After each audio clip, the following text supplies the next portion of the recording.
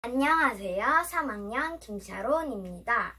오늘은 역사미술 과제를 하려고 알렉산더 대왕에 대해서 소개하려고 합니다. 알렉산더 왕의 아버지인 필리포스 왕에게 세상에서 가장 좋은 말을 가져왔다고 그 말을 판다고 했어요. 그랬더니 너무너무 사납고 성질이 사나워가지고 그거를 거절했어요. 근데 알렉산더 왕이 나서서 어떻게 사납다고 그것을 거절할 수 있겠습니까? 하면서 자기가 한번 다뤄보겠다고 했어요. 근데 그걸 다루는 방법을 알아냈어요. 그림자를 보고 무서워가지고 날뛴다는 걸 알고 있었어요. 그래가지고 여기 햇빛이 보이시죠? 햇빛 쪽으로 말머리를 돌리니까 그림자가 안 지네요. 그랬더니 이 부케팔로스라는 말이었어요. 그 부케팔로스라는 말이 뛰지 않고 천천히 가기 시작했어요. 그것 보고 왕이 정말 멋지다고 했어요. 이렇게 왕은 자기 아들이 정말 대단한 걸 한 번 더 알게 됐어요. 그래서 그리스의 유명한 철학자 아리스토텔레스에게 자기 아들을 가르쳐 주겠습니까? 하고 물어가지고 자기 아들을 아리스토텔레스한테 맡겼죠. 안녕하세요. 오늘은 인류 역사상 가장 위대한 지도자 중 한 명으로 꼽히는 정보왕이라는 별명까지 가진 알렉산드로스 왕에 대해 이야기해보겠습니다. 알렉산드로스는 필리포스 2세의 아들로서 20살 때인 기원전 336년에 왕위에 올랐습니다. 그리고 기원전 323년 33살에 사망하게 됩니다. 알렉산드로스의 가장 큰 업적은 이집트, 페르시아, 인도의 북서부까지 정복을 한 것이죠. 이로써 대제국을 건설하게 됩니다. 여기서 잠깐 퀴즈 첫 번째 문제 나갑니다. 알렉산드로스가 자신의 이름을 따서 건설한 도시의 이름은 무엇일까요? 여러분도 잘 아시겠지만 정답은 알렉산드리아입니다. 다시 이야기로 돌아가서 알렉산드로스 왕의 두 번째 업적은 헬레니즘 세계의 토대를 쌓았다는 것입니다. 여기서 헬레니즘이란 당시 유럽과 아시아 나라들의 서로 다른 두 개의 문화를 융합했다는 뜻입니다. 이로써 동서양의 문명을 합쳤다는 것입니다. 여기서 잠깐 퀴즈 두 번째 문제 나갑니다. 알렉산드로스는 서로 다른 문화들을 하나로 합치기 위해 어떻게 했을까요? 정답은 알렉산드로스 자신은 다리우스 3세의 딸과 결혼하고 병사들도 페르시아 여인들과 결혼을 하도록 했답니다. 알렉산드로스 왕에 대한 저의 이야기는 여기까지입니다. 감사합니다. 안녕하세요. 저는 2학년 김하미입니다. 오늘은 최초의 대제국 페르시아에 대해서 알아볼 건데요. 그 전에 먼저 지도를 한번 볼게요. 여기 보이는 지도는 유라시아, 아프리카, 오스트레일리아, 북아메리카, 남아메리카가 있어요. 페르시아는 어디에 있을까요? 네, 맞아요. 유라시아에 있어요. 유라시아. 그 안에 페르시아가 있죠. 페르시아가 이 동그라미 안에 있는 나라입니다. 이 동그라미 정도 되는 크기의 나라예요. 페르시아가 이만큼 커다랬어요. 그래서 제제국이라고 했겠죠? 그 제제국이라고 나올 때 하는 말이 제국이 들어가잖아요. 그때 제국은 여러 나라를 통치한다는 뜻이에요. 여러 나라 제제국 하면 여러 나라 통치한 엄청나게 큰 나라를 뜻하겠지요? 그래서 페르시아가 나라를 이렇게 여러 나라를 통치할 때 통치한 다른 나라가 페르시아의 종교를 모를 수 있고, 그리고 자기네 종교를 더 잘 알고, 그 종교를 좋아할 수 있잖아요. 그래서 그 종교를 인정해 주었어요. 그걸 포요 정책이라고 합니다. 그리고 페르시아 종교는 조로아스터라는 종교를 잘 알고 믿고 있습니다. 그리고 페르시아가 우리가 우퉁불퉁한 길을 다니면 너무 힘드니까 도로를 만들었어요. 페르시아 나라의 왕 한 명을 한번 소개할게요. 다리우스라는 왕인데요. 그 왕은 자기 신하한테 죽임이 당해요. 자기가 제일 아끼던 신하인데 죽임을 당하죠. 그런 알렉산더가 그래서 다리우스에게 성냥 장난식을 치러주죠. 원래 다리우스 알렉산더는 적이기도 했지만 말이에요. 왜냐면 알렉산더가 알렉산드로스라는 말도 있습니다. 알렉산더가 그 페르시아를 정복하고 싶어서 막 이렇게 페르시아와 알렉산더랑 막 전쟁을 많이 벌이기도 했어요. 그래서 다리우스 왕이 그렇게 적이기도 했지만 또 인정받는 사람이었어요. 알렉산더가. 그래가지고 다리우스를 또 그렇게 성대한 장례식을 치러주었어요. 그러면 오늘은 이렇게 페르시아에 대한 이야기를 이렇게 마치겠습니다.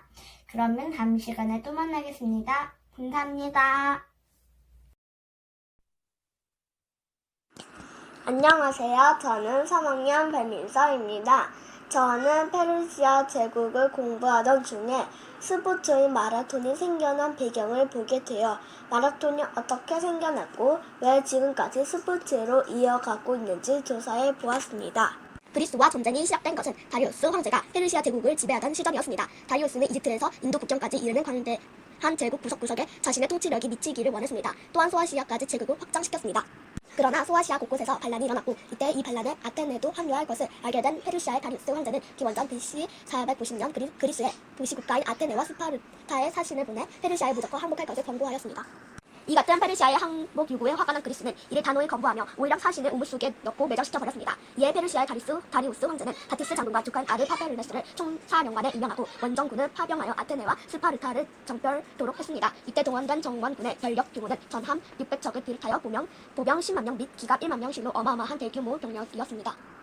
페르시아 원정군은 그리스 본토 아티카주의 동쪽 해안에 상륙했습니다. 페르시아 대군의 침입 소식을 전해 들은 아테네는 다급해졌습니다. 아테네는 스파르타에 즉시 원군을 파병해주도록 요청키로 하고 당시 올림피아 경기에 달리기 선수였던 필리피데스를 사자로 스파르타에 보냈습니다. 그러나 막상 필리피데스가 가지고 온 회신은 아테네를 더욱 절망에 빠지게 했습니다. 종족적인 규칙에 따라 보름달 이전에는 출병할 수 없다는 것이었습니다. 국가의 존폐가 풍정 등과 같은 절대절명의 위기를 맞은 아테네는 기량이 뛰어난 용장 밀티아데스 장군 지휘에 불과 1만 명의 기갑병으로 페르시아 원정군과 맞서 싸웠습니다. 아테네군은 동북방 42km 지점에서 페르시아 군과 대치했습니다. 그것이 마라톤 병원 바로 여기서 역사적인 마라톤 전쟁이 개시가 시작되었습니다. 당시 페르시아 군은 두 방향에서 동시에 공격해왔습니다. 아테네군보다 많았던 페르시아 군은 병력을 둘로 나눠 육군인 마라톤에서 아테네군을 붙들고 있는 사이에 해군이 배를 타고 남하하의 아테네 본질을 급습하는 양동작전을 짰습니다. 전군을 몰고 마라톤으로 나온 아테네군은 어쩔 수 없이 양면전을 해야 했고 도박과도 같은 전투가 시작되었습니다. 마라톤 전투는 아테네군 입장에서 처음부터 분초를 다투는 싸움이었습니다. 페르시아 한 대가 출발하기 전에 페르시아 육군을 밀어내고 한 대도 괴멸해야 하는 매우 어려운 전투였습니다. 결국 아테네는 페르시아 육군을 밀어내는데 성공했습니다. 하지만 그 사이 페르시아 한 대가 아테네로 출발해버렸고 결국 전투는 마치자마자 아테네 병사들은 아테네까지 전속력으로 뛰어가야만 했습니다. 아테네군은 페르시아 한 대보다 먼저 성에 도착했고 페르시아 군은 상륙작전을 포기하면서 아테네군은 전투에서 승리했습니다. 일반적으로 알려져 있는 마라톤의 유래는 아테네의 승전보를 전하기 위해 달려간 전령의 죽음에서 시작되는 것입니다. 그러나 이 내용은 역사적 사실에서 비하되었다고 합니다. 저는 마라톤의 유래를 조사하면서 역사는 기록자인 역사의 가치관에 따라 왜곡될 수 있다는 것을 알게 되었습니다. 마치 일본이 독도를 자기 땅이라고 계속 주장하는 등 일본 교과서를 왜곡하여 후세에는 그것이 사실로 받아들이기 바라는 것처럼 말입니다. 마라톤 전쟁의 역사로 스포츠를 승화시켜 장거리 마라톤을 창설한 사람은 프랑스 소르모느 대학의 브리아 교수였습니다. 그는 친구인 쿠베르탱 남작에게 부탁하여 1896년 그리스 아테네에서 근대 올림픽이 부활될 때 마라톤이라는 육상 종목을 처음으로 선보이게 했던 것입니다. 그러나 전 세계에서 유일하게 마라톤을 금기로 여기고 있는 국가가 있습니다. 그 국가가 바로 이란입니다. 이란은 마라톤의 근원이 되는 마라톤 전쟁에서 패배했던 페르시아의 후손이기 때문입니다. 따라서 1974년 테헤란에서 아시아 게임이 열렸을 때도 마라톤 종목은 거름조차 되지 않았습니다. 이상으로 발표를 마치겠습니다. 감사합니다. 안녕하세요. 저는 2학년 송주혁입니다. 최초의 세계 제국으로 알려진 페르시아. 그들은 어떤 통치 방식을 선택하였을까요? 이 넓은 제국을 다스리기 위해 다리우스 1세는 여러 제도를 시행하였는데 전국 20여 개의 속주로 나누어 총독을 파견하였고 왕에게 왕의 눈으로 불린 감찰관을 보내 총독들의 정지를 감시하였습니다. 이 도로를 왕의 길이라고 불렀습니다. 잘 정비된 도로는 효율적인 통치에 필요할 뿐만이 아니라 제국 내 고류와 사업 발달에 큰 도움을 주었습니다. 감사합니다. 안녕하세요. 2학년 신라입니다. 제가 오늘 발표할 내용은 제목은 로마 제국의 크리스트교입니다. 로마는 학문과 예술 등에서 그리스 문화와 적극적으로 받아들였습니다. 또한 로마는 넓은 제국을 통치하였는데 필요한 건축 법률 등 실용적인 문화를 발전시켰습니다. 로마는 뛰어난 건축 기술을 정복지 곳곳에 세운 도시와 이를 연결하기 위해 닦은 도로 등에서 잘 나타내었습니다.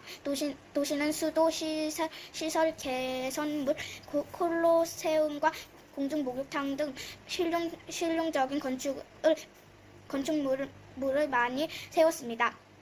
로마는 기원전 5세기 중엽에 12표점법이 만들어진 후 로마 제국의 확장과 함께 계속 발전 동로와 황제 유스티니아누스에 의해 집대성이 되었습니다. 이후 로마 법은 유럽 근대 법률의 토대가 되었습니다. 영장 그리스와 로마의 특색 있는 인물 가운데 50명을 가리켜 뽑아 그 전에 서술한 책 로마 법이 남긴 것 로마의 성장과 함께 발전한 로마법은 근대 유럽 여러 나라의 법도 많이 영향을 펼쳤습니다. 로마가 성장한 무렵 팔러스타인 지방에서 예수님이 나타나 복음을 통해 누구나 구원을 받을 수 있다는 가르침을 전도하고 소외된 이들을 보살폈습니다. 예수님이 처형 후 그를 크리스트 구세주로 믿은 제자들은 그의 가르침을 전파로 제국 곳곳에 크리스트교가 펼쳐져 나갔습니다. 감사합니다. 안녕하세요. 저는 신영비입니다. 오늘은 알렉산드로스를 알아보겠습니다. 먼저 알렉산드로스의 스승은 아리스토텔레스였는데요. 아리스토텔레스는 고대 그리스 철학자 중에 대표적인 철학자입니다. 알렉산드로스의 아버지는 필리포스라는 사람이었는데요. 필리포스의 희망은 그리스인과 마케도니아인으로 구성된 대군을 이끌고 페르시아 정벌에 나서는 것이었습니다. 하지만 그 희망을 이루기 전에 이미 암상을 당하고 말았습니다.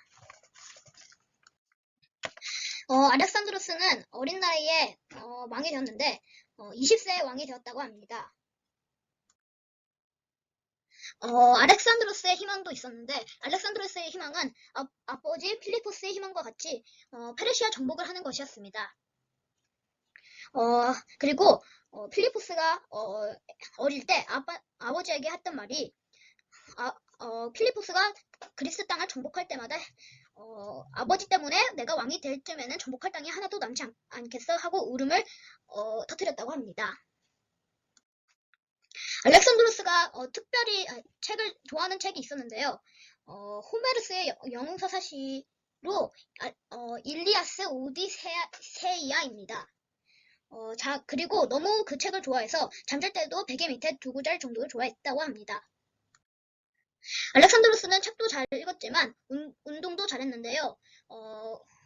그 중에서도 승마는 따라잡을 사람이 없었다고 합니다. 이것으로 알렉산드로스의 조사 발표를 마치겠습니다. 신영비였습니다. 안녕하세요. 저는 사무교 기독학교 3학년 전일환입니다. 오늘은 이집트의 문명과 유물과 종교를 대해 알아보겠습니다. 이집트의 문명은 바로 나일강입니다. 이집트의 유물은 바로 피라미드하고 스핑크스입니다. 그때는 종교가 태양 신라입니다. 그림은 닭의 동그라미가 그려져 있죠. 닭은 태양신을 가리키고 동그라미는 이집트의 왕 파라오를 상징합니다. 지금은 노예 제도가 없어지고 평화주의가 되었습니다. 저는 여기까지입니다. 감사합니다. 피라미드와 스핑크스. 안녕하세요. 3학년 정윤아입니다. 피라미드, 고대 이집트 왕의 무덤입니다. 피라미드는 고대 이집트 왕의 무덤입니다. 이건 피라미드예요. 파라오와 그의 보물을 안전하게 보관하는 거대한 성체가 바로 피라미드였다고 합니다. 피라미드가 높고 뾰족한 이유는 이집트 사람은 파라오가 신이라고 생각했기 때문에 죽은 뒤에 하늘로 올라가 다른 신들과 함께 지낸다고 믿었습니다. 그래서 죽은 파라오가 계단처럼 생긴 피라미드의 옆면을 이용해 하늘로 올라간다고 생각했어요. 그리고 35개의 피라미드가 이집트에 있어요, 현재. 쿠푸 왕의 피라미드, 대피라미드입니다. 쿠푸 왕의 피라미드가 가장 크기 때문에 대피라미드, Great 피라미드라고 부릅니다. 200만 개 이상의 돌덩이,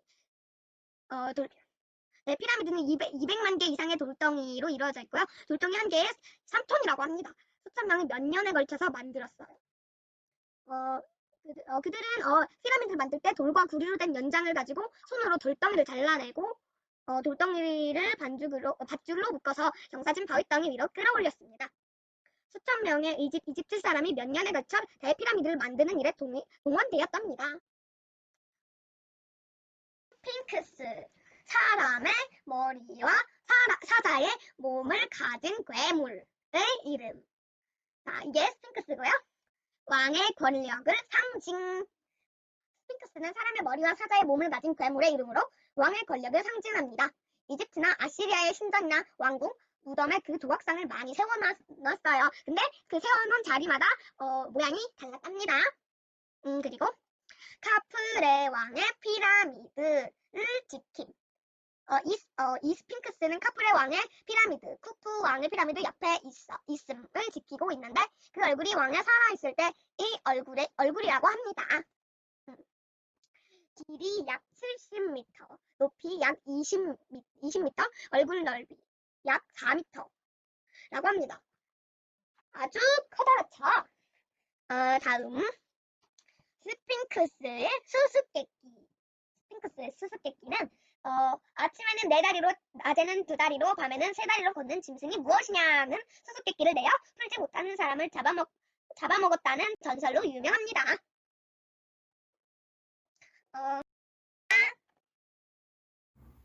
안녕하세요. 3일절 기독학교 2학년 한설아입니다. 이제 저와 함께 이집트 상형 문자를 같이 알아보겠습니다. 지금 보고 계시는 지도는 이집트 지도입니다. 이집트 사람들은 최초로 기록하기 시작한 사람들입니다. 이집트 사람들이 사용한 문자는 그림이었어요. 그 그림 문자를 상형 문자라고 합니다. 이집트 사람들은 이 문자를 돌에 새겼어요. 그 근처에 있던 수메르인들이 진흙판에 글씨를 새겼다고 하네요. 어느 날 이집트 사람들은 돌이 무겁고 새기기도 어려워서 갈대를 이용해 종이를 만들게 되었어요. 그렇지만 이 종이는 잘 찢어지고 부셔져서 남아있는 것이 별로 없고 들판이 지금까지 남아있다고 합니다. 무겁긴 하지만 우리가 지금까지 볼 수 있으니 참 좋지요. 여기까지 상형 문자에 대해 알아보았습니다. 감사합니다. 안녕하세요. 3월결 기독학교 3학년 한승물입니다. 메소포타미아 문명을 알아보겠습니다. 다음 사진에서 4대 문명의 지역을 볼 수 있어요. 그 중 메소포타미아 지역을 자세히 볼까요? 메소포타미아 문명은 티그리스 강과 유브라데스 강에서 시작되었어요. 이 지역에는 수메르인들이 살고 있었답니다. 수메르는 나라가 아니라 농사 짓는 사람들의 말들을 모여 도시가 된 거예요. 이렇게 만들어진 나라를 도시국가라고 합니다. 이 도시국가를 하나로 만들고 싶어 했던 사람이 있었어요. 바로 사르곤이지요. 사르곤의 이야기는 모세의 이야기와 매우 비슷해요. 바구니에 뒤어서 강물에 띄어져 있는 아기를 키시 왕의 하인이 발견해 궁으로 데려가 그 아기를 키웠어요. 그가 바로 사르곤이었었는데 사르곤은 왕의 신뢰를 얻어 술 따르는 일을 했었어요. 어느 날 사르곤은 군대를 설득해 왕을 죽이고 키시의 왕이 되었어요. 그는 50번 이상의 전쟁을 치르며 아카드 제국을 세웠답니다. 하지만 그는 오직 군대의 힘으로만 도시들을 지배했기 때문에 몇 년밖에 유지되지 못했답니다. 역시 좋은 왕은 사랑과 공의가 있어야겠죠? 이상은 메소포타미아에 관한 이야기입니다. 저의 설명은 여기까지였습니다. 감사합니다.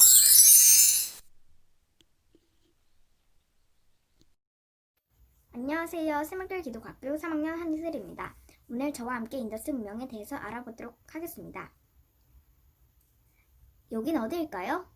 바로 인더스 문명이 시작됐던 인더스 골짜기입니다. 문명이 시작됐던 다른 곳을 설명해 보도록 하겠습니다. 메소포타미아 문명, 이집트 문명, 인더스 문명, 황하 문명이 있습니다. 메소포타미아에 있는 도시들은 티그리스 강과 유프라데스 강을 이용해 서로 무역을 했어요. 또 동쪽에 있는 나라들과도 무역을 했는데 그중 하나가 바로 인도입니다. 인도 사람들은 인더스 강 주변에서 농사도 짓고 낚시를 하며 메소포타미아와의 무역을 통해 돈을 벌었어요. 육지를 가로질러 가려고 했다면 엄청 어렵겠지만 인더스 강 덕분에 쉽게 무역을 할 수가 있었답니다. 인더스 유역에는 이 지역을 하나로 통일하려는 위대한 전사가 없었어요. 도시가 모두 독립된 상태로 있었지요. 이 지역의 농사는 특이했어요. 물소와 코끼리를 이용했거든요. 꽤 수준 높은 생활을 했던 이 지역들 중에 모헨조다로라는 도시가 있었는데 무려 4만 명의 사람들이 살았다고 합니다. 이 도시들에 무슨 일이 벌어진 건지 모래와 먼지로 뒤덮여 성체 도시가 있었다는 사실을 아무도 모르게 되었어요. 마침내 고고학자들이 인더스 강 유역을 파자 각종 유물과 무너진 벽을 발견할 수 있었어요. 신비한 문명 인더스 강에 꼭 한번 가보고 싶어요. 이상 한이슬의 인더스 문명이었습니다. 감사합니다.